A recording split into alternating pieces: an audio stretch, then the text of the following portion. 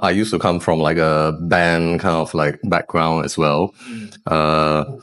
More underground kind of like bands and all that. I never really intended to be even a DJ. I just was a music collector.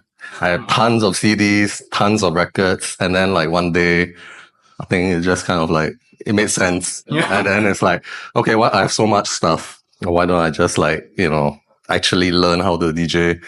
And then it happened. So I mean, like clubbing is like, a lot of it I feel is like social interaction, people going out, meeting each other, it's like a community center in a way, but, with like good music, I hope, some drinks, social lubrication, it's about release, and it's also about, discovering new music that you never knew that you never imagined was out there, never imagined that you would like. Yeah, I wouldn't say so much about like, if you go generally to a... Okay, but I would say that's a problem now. I was thinking the same. You don't discover new music at the clubs anymore. Yeah. I mean, the top 40 problem, yeah. Right, exactly. The top 40 problem. I mean, you look at the top 40 songs in Spotify or whatever. Are they danceable? I think with that point, that's one of my... I find that's one of my challenges. Right. Because as a DJ, I always want to strive to play something new.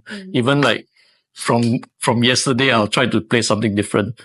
But sometimes you're like, you can feel it. As a DJ, you can know when you play something. These people not dancing. Yeah, you're either not dancing or you just felt like something died in you. like something like just like Vitalize that. Yeah. So the problem I feel that with Spotify feeding each people like their own algorithm. We're all very siloed in our music taste. Yeah.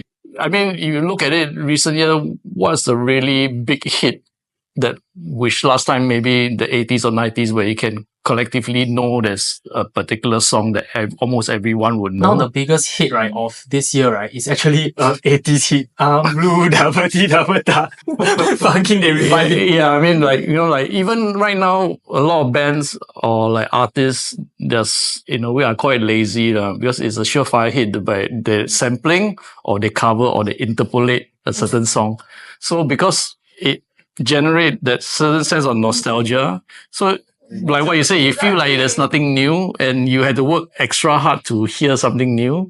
Yeah, especially for like hip hop. Yeah. Like, I mean, the stuff that works with the crowd is stuff that you heard from 2016, 2018. But then when we go into newer songs, or maybe even just a new release by, let's say, I don't know, Kendrick, like the whole thing with like Kendrick and Drake happened. And then like the DJ plays it no one knows. No, I'm exactly. like, hey, you guys claim to be hip hop fans and then you come and you guys don't know the beef. I'm just Oh my god. When I used to be a hip hop DJ, some girl would be like, hey, can you play some Lady Gaga hip hop? Then me and Nash were like, what the fuck? Exactly. So that's why yes, for us, we love hip hop a lot at Chambers. And then, I mean, the crowd is who we have to listen to at the end of the day, right? So I can see my DJ's face just cry when they have to go and play Taylor Swift.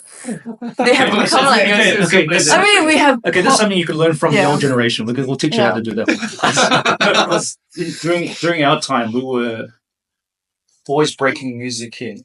And people are normal. They like to hear familiar things, right? So how do you push new music to a crowd that doesn't want to hear new music? And that's not just then, it is now as well, right? So it's the skill of the DJ to do that, to build a trust with the audience that they will listen to you and trust you to play music that you will like. Yeah. I think I said this to you before too. I'm going to play something for you that you don't know you're going to like, but I know you're going to know you're going to like maybe next week. What did I say? I said something like, before I said... There's one word that we use. Shit. You don't know you're going to like it. No. It's not trendsetter, but it's like, I know you better than you know yourself, that kind of thing. Yeah. Then you should trust me, that kind of thing. Trust us because we're going to play music that you're going to like. After you play it 2 or 3 times, you're like, hey, you're right. That's really, really good. Yeah, then we can apply the same for DJ booking. Yeah, and then it just snowballs from there, right? And then people are like, wow, don't worry. Let these guys... Yeah. We'll follow the path. You be the Pied Piper, we'll follow you along. That's what it was. But that's how I feel like the other part that's a bit lacking also is that trust in the selector or the DJ. Because social media. Because of social media. Yeah, And everyone is so used to. Because they have the liberty of choice Yeah, now. correct. That's the thing. And true, during our time, you didn't have the choice. You either listen or you fuck off, right? Yeah. Sorry. But now people can just decide, you know what, I could just probably go to a place or maybe a party collective that plays the stuff that I want to hear. I'm paying anyway, right? I mean, I had people standing next to me and said, what do you want? I said, you can turn on a Bluetooth. I want to connect my Spotify to your. No way. That's crazy. I was like, oh, sorry, I'm playing from my thumb drive. Then they're like, what's thumb drive? It's like a Wow, that's crazy. Yeah. ancient concept. It's like, all the songs are only inside. You know? Oh gosh, that's disgusting. I mean, I can connect, but just like you don't want to go there. So now we're that teaching the option. young generation how we used to do it, mate. No fucking social media, no Spotify. Can I check a rumor? Because, right, I used to be Zouk resident DJ. And then, right, they were saying that how Lincoln make their residents play new songs. So they will always play, like, maybe they were playing, like, I don't know, back in the day, what do we have? Like, maybe Summer Love by Justin Timberlake, or maybe even further, like Abba, right? So it's like new song, then we play, right? It works. Okay, next week it works, right? Then third week it works, right? Lincoln will be like, stop playing this song. Then he will give another vinyl to the resident. Make them like this next week.